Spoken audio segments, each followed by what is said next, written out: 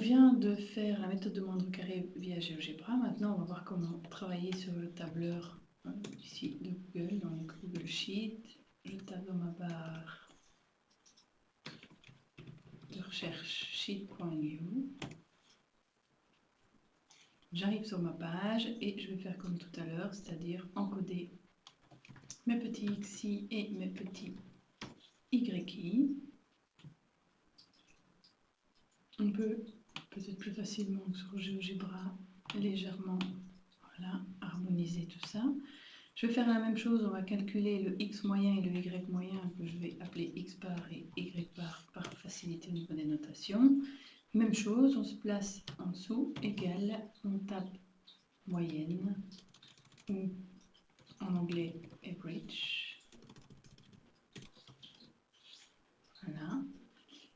Et d'un point de vue intuitif, il est peut-être un petit peu plus rapide que GeoGebra, puisqu'ici, il a tout de suite compris que je voulais faire la moyenne de ce qu'il y avait au-dessus, donc il m'a tout de suite complété de B3 à B10.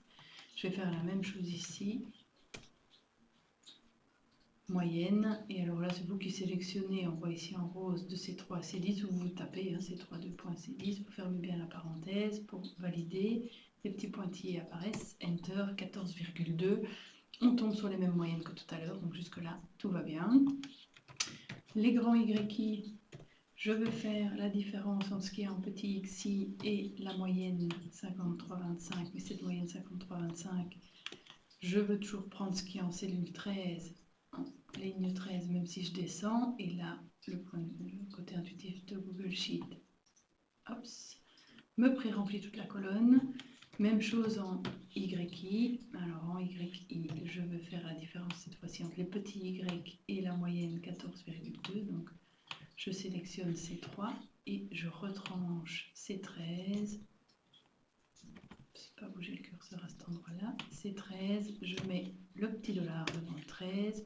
Côté intuitif, de nouveau, oui, tout a l'air correct. Hein, 15,1 moins 14,2, ça fait 0,9. Je valide. Colonne suivante, je fais la multiplication des grands xi avec les grands yi. Autrement dit, je vais chercher ce qui se trouve en D3 et je multiplie par ce qui se trouve en E3. Moins 17 fois moins 2, moins 41. Jusque-là, tout colle. J'étire. Et dernière chose dont nous avons besoin, c'est les grands yi au carré. Pour ça, je vais aller chercher un résultat dans yi que je vais multiplier avec lui-même.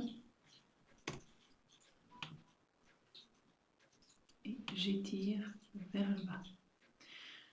Pour appliquer ma formule des moindres carrés, j'ai besoin des sommes de ces deux colonnes. Donc, somme et somme.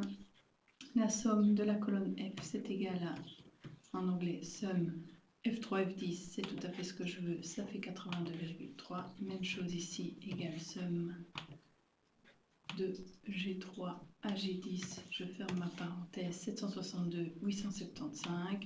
Et pour trouver le A, donc la pente, je dois bien faire le résultat des grands xi fois les grands yi, donc F13, divisé par la somme des grands xi carrés. On arrive à 0,178, exactement ce qui avait été annoncé dans GeoGebra dans la vidéo précédente. Vous pouvez évidemment décider de mettre plus ou moins de décimales. On arrive au 0,108 dont on a déjà parlé. Si vous en retirez une, vous arrivez au 0,11 que GeoGebra nous avait fourni. Bref, 3, 4 décimales, cela va dépendre des consignes.